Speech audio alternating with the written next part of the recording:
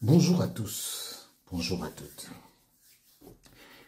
Vous savez, on dit souvent que la répétition est la mère de l'enseignement.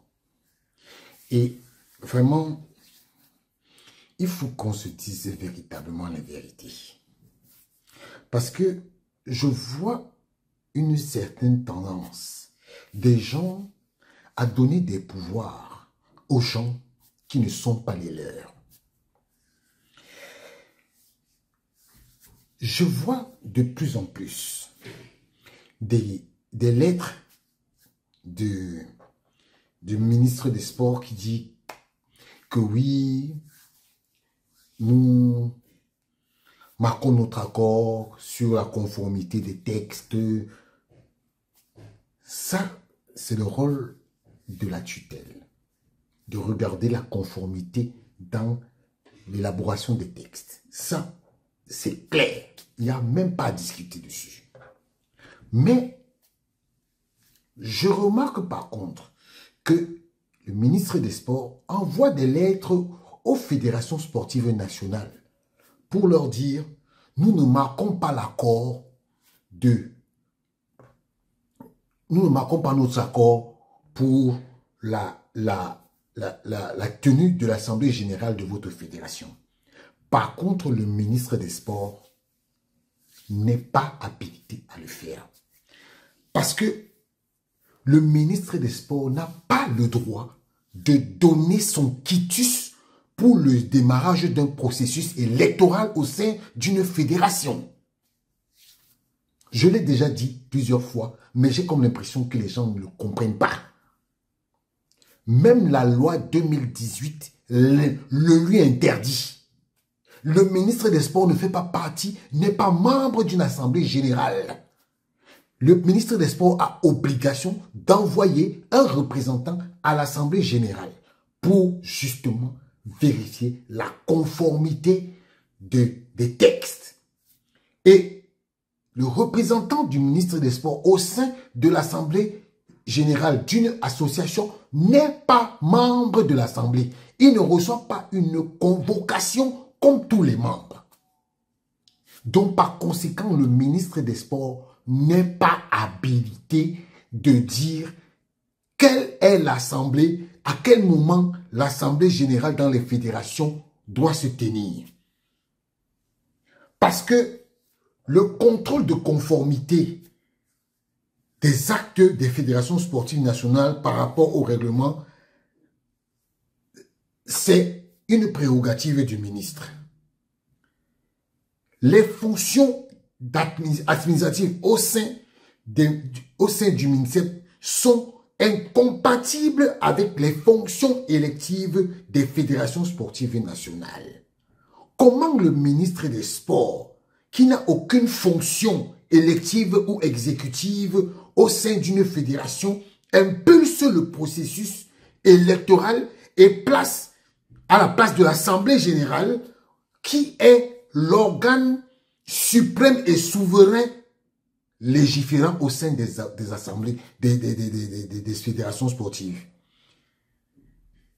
La circulaire, qui est une mesure d'ordre intérieur, est inopposable aux fédérations sportives. C'est-à-dire que les gens confondent souvent les circulaires des ministres et ils pensent que ce sont des actes juridiques.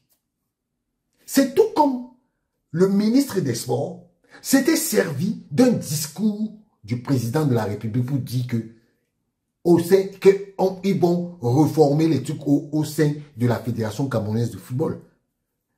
Un discours du président de la République est un commentaire personnel et un avis, et ce n'est pas un acte, ce n'est pas un décret. Un discours du président de la République n'est pas un décret. Mais vous avez vu que des gens se sont accaparés de ça pour venir mettre le désordre dans le football camerounais. Alors, chers présidents de fédération, notez, et c'est écrit dans votre statut, que les fédérations sportives nationales organisent leur assemblée générale élective lorsque le président de la fédération convoque ou par le fait que 2 tiers des membres aient demandé qu'il y ait cette assemblée générale. Ce n'est pas les 2 tiers de la fédération camerounaise de volleyball ou 18 personnes. 18 personnes sur 118 membres sont allés se prévaloir d'être l'assemblée de 2 tiers. Non. Donc, sachez que on ne doit pas vous dire quelles sont vos prérogatives. Vous devez vous prévoir de vos propres prérogatives. Ce n'est pas normal qu'un ministre des Sports vienne dire quand est-ce que il y aura le processus électoral au sein d'une assemblée générale. Parce que le ministre des Sports et même quand on parle de tutelle, ce n'est pas le ministre des Sports qui vient avoir le pouvoir sur une fédération plus qu'une association internationale. Par exemple, la FIBA, par exemple, la IHF au niveau du handball, la FIFA au niveau du football, hein? l'International Rugby World pour le rugby. Donc, vraiment, mes frères, sachez que un ministre des Sports ne peut pas venir imposer sa loi au niveau des fédérations pour dire ici, vous devez organiser, là-bas, vous ne devez pas organiser.